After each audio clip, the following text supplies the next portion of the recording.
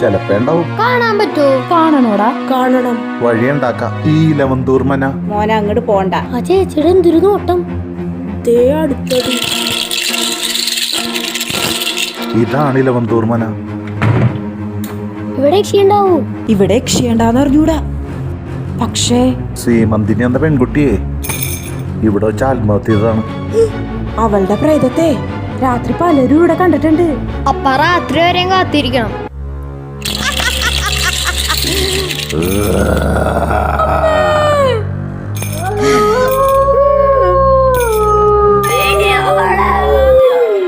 പേടിച്ചാ വീണേ?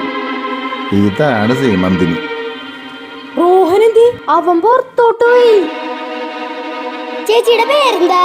Seemanthini.